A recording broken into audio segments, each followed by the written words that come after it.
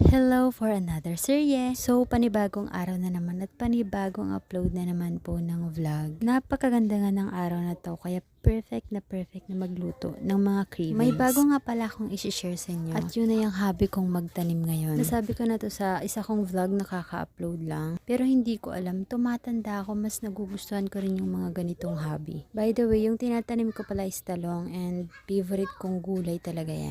So, back naman tayo sa mga cravings natin na sinabi ko kanina. Yung mga oras pala na yan was 5 AM. As in, literal, sobrang madilim pa. Wala pang mga tao sa labas. And nag-crave ako ng something chips. So, naisip kong gumawa ng malunggay chips. And kung curious kayo kung alam ko ba gumawa ng malunggay chips, actually, hindi rin po. Pero itatry ko. Pero guys, may experience na akong gumawa ng ampalaya chips na ginawa namin for our FS. Kaya ngayon, gusto ko rin subukan yung malunggay chips kung paano ba yung lasa. And gusto ko rin itry kasi kung paano yun gawin. So, ayan ako, madaling araw naghahanap ng mga malunggay sa kapitbahay para manghingi.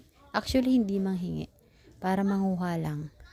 And marirecommend ko rin huto sa mga mamis na may mga kids na hindi kumakain ng gulay. Kung gusto niyo palang makita yung process kung paano ko ginawa yung chips, mag-comment na lang po kayo para gumawa pa ako ng video sa susunod.